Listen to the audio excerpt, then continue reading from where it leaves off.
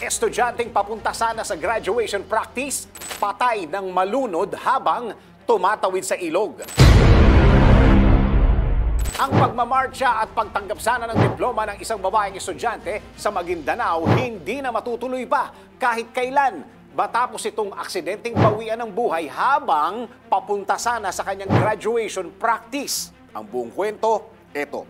Dahil graduation season na, sunod-sunod nang nagsusulputan ng iba't ibang mga kwento ng pagtatapos ng mga estudyante.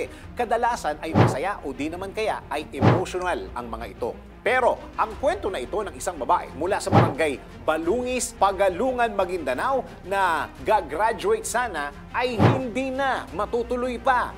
Habang papunta kasi ang hindi pinangalan ng estudyante sa kanyang graduation practice, tinangay ito ng malakas na agos ng tubig sa ilog na kanyang tinatawiran.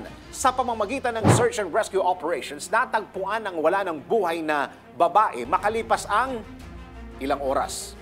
Sa halip na mag-celebrate dahil sa educational achievement sana ng dalagita, napalitan ito ng lungkot at pangungulila ng kanyang pamilya. Excited pa naman din daw ang babae, lalo na at ilang araw na lang ay magtatapos na sana siya.